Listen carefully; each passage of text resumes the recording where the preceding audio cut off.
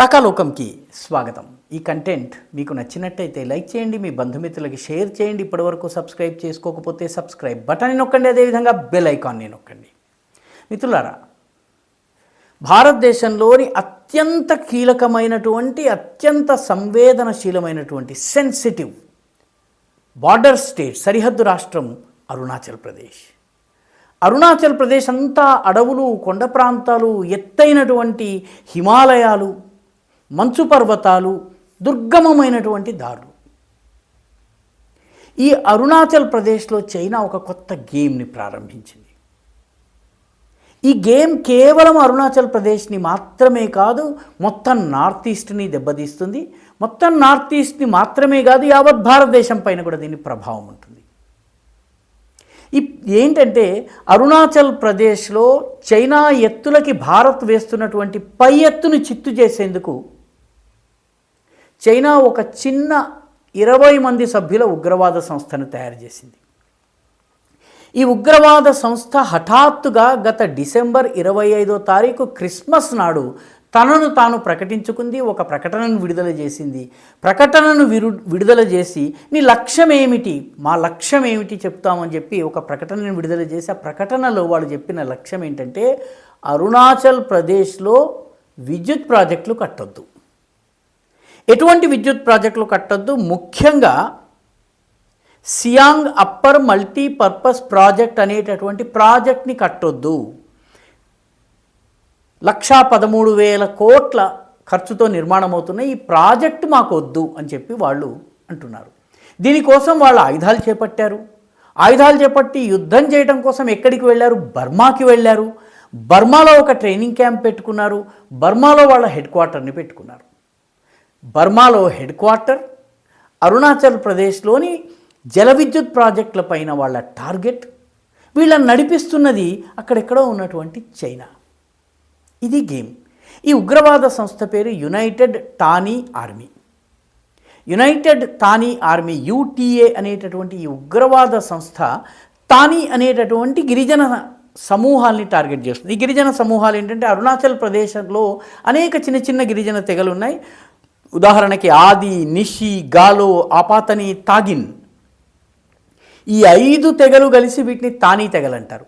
ఈ తానీ తెగలలో ఇది పనిచేస్తుంది. ఈ తానీ తెగలన్నీ కూడాను అరుణాచల్ ప్రదేశ్లోని సెంట్రల్ అండ్ నార్దర్న్ పార్ట్స్లో ఉన్నటువంటి వివిధ నదుల మీద ఉన్నటువంటి జల విద్యుత్ ప్రాజెక్టులు ఎక్కడెక్కడైతే కొడుతున్నారో అక్కడ వీళ్ళు ఉన్నారు. ఎక్కడ కూడాను జనావాసాలు పోయే పరిస్థితి లేదు, వాళ్ళ యొక్క జీవన విధానము ప్రభావితమయ్యే పరిస్థితి లేదు. ఎందుకంటే అరుణాచల్లో భూమి ఎక్కువ, జనం తక్కువ. కానీ ఈ ప్రాజెక్టులని ఈ తెగల్లో కూడా వ్యతిరేకత లేదు, నిజానికి సమర్థిస్తున్నారు. కాంట్రాక్ట్ వర్క్స్ వాళ్ళకి లభిస్తున్నాయి, ఉద్యోగాలు వస్తున్నాయి. కానీ ఇదే వర్గాలకు చెందినటువంటి గిరిజనులతోటి యునైటెడ్ తానీ ఆర్మీ ప్రారంభమైంది. ఇది ఈ మొత్తం విద్యుత్ ప్రాజెక్టులు కలిపి 57,000 మెగావాట్ల విద్యుత్తుని ఉత్పత్తి చేస్తాయి. అరుణాచల్కే కాదు, యావత్ ఈశాన్య భారతం యొక్క విద్యుత్ అవసరాలని తీరుస్తాయి. దీనిని ఆపేందుకు ఈ యూటీఏ, యునైటెడ్ తానీ ఆర్మీ ప్రయత్నం చేస్తుంది. ఇది అర్థం చేసుకోవాలి, మొత్తం గేమ్ని అర్థం చేసుకోవాలన్నట్లయితే మనము వాస్తవానికి అక్కడ ఉన్నటువంటి ఈ ప్రాజెక్ట్, ముఖ్యమైనటువంటి ప్రాజెక్ట్ సియాంగ్ నది మీద ఏదైతే ఏర్పాటవుతుందో ఈ సియాంగ్ నది గురించి తెలుసుకోవాలి. ఈ సియాంగ్ నది మౌంట్ కైలాస్ అంటే కైలాస పర్వతం దగ్గర ప్రారంభమవుతుంది. కైలాస పర్వతం టిబెట్లో ఉంది. ప్రస్తుతం టిబెట్ చైనా చేతుల్లో ఉంది. అక్కడ ప్రారంభమైనటువంటి సియాంగ్ నది ఒక 1000 కిలోమీటర్లు ప్రయాణం చేస్తుంది. ఈ 1000 కిలోమీటర్లు ప్రయాణం చేస్తున్నప్పుడు దాని పేరు యార్లుంగ్ షాంగ్పో. చైనా వాళ్ళు పెట్టుకున్నటువంటి, టిబెట్లో ఉన్నటువంటి పేరు యార్లుంగ్ షాంగ్పో. అదే పేరు చైనా వాళ్ళు కంటిన్యూ చేస్తున్నారు. ఈ యార్లుంగ్ షాంగ్పో 1000 కిలోమీటర్లు ప్రయాణం చేసిన తర్వాత నామ్చా బార్వా అనేటటువంటి ప్లేస్లో యూటర్న్ తీసుకుంటుంది. చాలా షార్ప్ యూటర్న్ తీసుకుంటుంది నది. యూటర్న్ తీసుకున్న తర్వాత అది అరుణాచల్లోకి వస్తుంది. అరుణాచల్లో అది దిబాంగ్, లోహిత్ అనే 2 నదులతో కలుస్తుంది. దిబాంగ్, లోహిత్, సియాంగ్ కలిసి బ్రహ్మపుత్ర నది అవుతాయి. అస్సాంలో ప్రవహించే సువిశాలమైనటువంటి బ్రహ్మపుత్ర నదికి ఆద్యులు ఎవరంటే ఈ సియాంగ్, దిబాంగ్, అదేవిధంగా 3వ నది అయినటువంటి లోహిత్. ఈ 3 నదులు కలిసి బ్రహ్మపుత్ర అవుతుందన్నమాట. ఈ యార్లుంగ్ షాంగ్పో మీద చైనా అనేక జల విద్యుత్ ప్రాజెక్టులను ఇప్పటికే నిర్మాణం చేసింది. దాదాపు $137 బిలియన్ ఖర్చుతో నిర్మాణం చేసింది. ఇప్పుడు ఈ నామ్చా బార్వా ఎక్కడైతే బ్రహ్మపుత్ర 180 డిగ్రీల టర్న్ తీసుకుంటుందో అరుణాచల్లో ప్రవేశించే ముందు ఆ ప్రాంతంలో ఒక విద్యుత్ ప్రాజెక్ట్ని, దాన్ని జాంగ్మూ డ్యామ్ అంటారు, దాన్ని కడుతోంది. 510 మెగావాట్స్ విద్యుత్తుని ఉత్పత్తి చేస్తుంది, నీటిని ఆపు చేస్తుంది. అంటే బ్రహ్మపుత్రలోకి వచ్చే నీటిని ఆపు చేయవచ్చును, కావాలనుకున్నప్పుడు వరదలు కృత్రిమంగా సృష్టించవచ్చును, ఇవన్నీ చేయవచ్చు అన్నమాట. దాని తర్వాత జియూషు, జియాచా అండ్ దాగు అనే 3 చోట్ల కూడాను ప్రాజెక్టుల నిర్మాణం చేస్తుంది. ఈ ప్రాజెక్టుల వల్ల బ్రహ్మపుత్ర నదికి వచ్చేటటువంటి ఇన్ఫ్లో ఉంది, దాన్ని మొత్తము చైనా కంట్రోల్ చేస్తుంది. కావాలన్నప్పుడు కరువు సృష్టించవచ్చు, కావాలన్నప్పుడు వరద సృష్టించవచ్చు. దీన్ని అడ్డుకునేందుకు తగినంత జలాన్ని పట్టేందుకే అరుణాచల్ ప్రదేశ్లో భారత ప్రభుత్వం అనేక జల విద్యుత్ ప్రాజెక్టులను నిర్మాణం చేస్తోంది. అందులోనే మనం ఇందాక చెప్పుకున్నటువంటి Siang upper multipurpose project SUMP ఈ ప్రాజెక్ట్ కూడా ఉంది. 113,000 కోట్ల రూపాయల పెట్టుబడితో నిర్మాణం అవుతుంది. కాబట్టి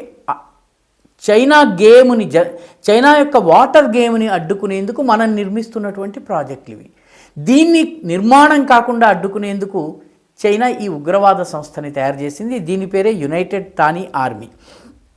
యునైటెడ్ తానీ ఆర్మీ వాస్తవానికి గతంలో ఒక సంస్థ ఉండేది, liberation council, national liberation council of Thani land అనేటటువంటి ఇది ఒక క్రిస్టియన్ ఉగ్రవాద సంస్థ. దీన్ని యాంథనీ డోక్ అనే అతను ప్రారంభించాడు. 2010 ప్రాంతంలో ఇది పూర్తిగా అంతమైపోయింది, సరెండర్ అయిపోయింది. ఈ సరెండర్ అయిపోయినటువంటి వాళ్ళలో ముఖ్యంగా యాంథనీ డోక్ మిగతా కొందరిని మళ్ళీ చైనాకు చెందినటువంటి వాళ్ళు NSCN ద్వారా కాంటాక్ట్ చేశారు. NSCN ఏంటి? NSCN అంటే నాగాలాండ్లో పనిచేసేటటువంటి 2 ప్రధాన ఉగ్రవాద సంస్థలు, national socialist council of Nagaland NSCN. ఇది 2 గ్రూపులు, ఒకటి ఇసాక్ ముయివా గ్రూప్, ఒకటి ఖాప్లాంగ్ ఆంగ్ గ్రూప్ అనమాట. ఈ ఖాప్లాంగ్ ఆంగ్ గ్రూప్కి చెందినటువంటి వాళ్ళు, ఇసాక్ ముయివా గ్రూప్కి చెందినటువంటి ఉగ్రవాదులు ఈ యాంథనీ డోక్ తోటి మళ్ళీ కాంటాక్ట్ ఎస్టాబ్లిష్ చేసి అతని ద్వారా ఒక 20 మంది ఈ తానీ పీపుల్, ఇందాక మనం చెప్పుకున్న ఆది, నిషి, గాలో, అపాతని, టాగిన్ తెగలకి చెందిన వాళ్ళని తీసుకుని ఆయన బర్మాలోకి వెళ్ళారు. బర్మాలో ఉన్నటువంటి చాంగ్రాంగ్ అనేటటువంటి ప్లేస్లో ఒక స్థావరాన్ని ఏర్పాటు చేశారు. అక్కడ ఈ స్థావరం ఏర్పాటు చేయడానికి NSCN సహకారం చేసింది. NSCN ఒక 2 గ్రూపులు.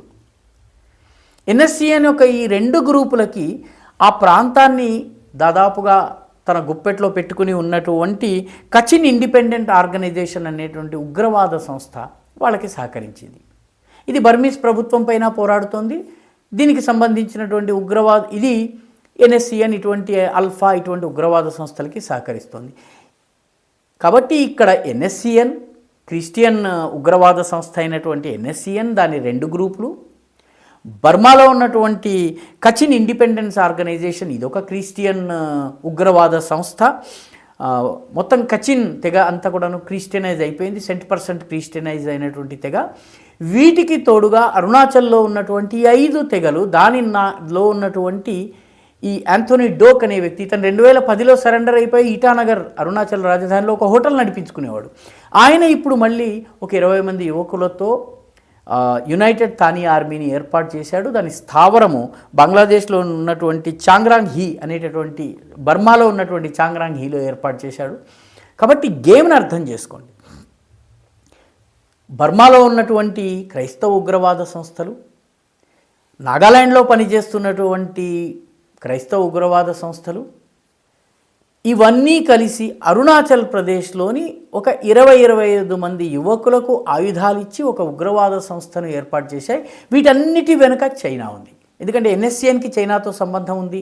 అదేవిధంగా కచిన్ ఇండిపెండెంట్ ఆర్మీ ఏదైతే ఉందో, కచిన్ లిబరేషన్ ఇండిపెండెన్స్ ఆర్గనైజేషన్, దానికి చైనాతో సంబంధాలు ఉన్నాయి. కాబట్టి ఇవంతా చైనా వీటి ద్వారా అరుణాచల్లో హైడ్రో ఎలక్ట్రిక్ ప్రాజెక్ట్స్ కాకుండా అడ్డుకునేందుకు ప్రయత్నిస్తుంది. ఈ గేమ్ మనకు అర్థమైతే తప్ప ఒక 20-25 మంది యువకులతో ఏర్పాటైనటువంటి ఉగ్రవాద సంస్థ గురించి ఇంతగా ఆలోచించాల్సిన అవసరం ఏముంది మనకు అర్థం కాదు. ఈ సంస్థ ద్వారా ప్రాజెక్టులను అడ్డుకోవడము, ప్రాజెక్టులను అడ్డుకున్నట్టయితే బ్రహ్మపుత్ర నది యొక్క ప్రవాహము, దానిలో వచ్చే నీరు, దీనిని పూర్తిగా చైనా నియంత్రించగలుగుతుంది. 57,000 మెగావాట్ల విద్యుత్ ఉత్పాదనని అడ్డుకోగలుగుతుంది. అరుణాచల్ ప్రదేశ్ అభివృద్ధి ఆగుతుంది, అరుణాచల్ బలహీనపడుతుంది, తద్వారా ఈశాన్యం బలపడుతుంది, ఈశాన్య భారతదేశము, తద్వారా మొత్తం భారతదేశానికి ప్రమాదం పెరుగుతుంది. ఇంత పెద్ద గేములో ఒక చిన్న ఉగ్రవాద సంస్థని ఒక పావుగా చైనా ముందుకి కదిపింది. తన యొక్క ఇంటర్నేషనల్ చెస్ గేమ్లో భాగంగా ముందుకు కలిపింది. ఇది మనం అర్థం చేసుకోవాలి. అరుణాచల్లో వచ్చినటువంటి యునైటెడ్ తానీ ఆర్మీ రానున్న రోజుల్లో ఏం చేస్తుంది, దాన్ని భారతదేశం ఎలా అడ్డుకుంటుంది, లేకపోతే ఈ విద్యుత్ ప్రాజెక్టులని అడ్డుకుని చైనా యొక్క వాటర్ గేమ్ని, ఈ జల విలయ క్రీడ అని చెప్పాలి వాస్తవానికి, ఈ జల విలయ క్రీడని ఎలా అడ్డుకుంటుంది అన్నది మనము చూడాల్సి ఉంది. ఈ వీడియో మీకు నచ్చినట్టయితే లైక్ చేయండి, మీ బంధుమిత్రులకి షేర్ చేయండి. ఇప్పటివరకు సబ్స్క్రైబ్ చేసుకోకపోతే సబ్స్క్రైబ్ బటన్ని నొక్కండి, అదేవిధంగా బెల్ ఐకాన్ని కూడా నొక్కండి.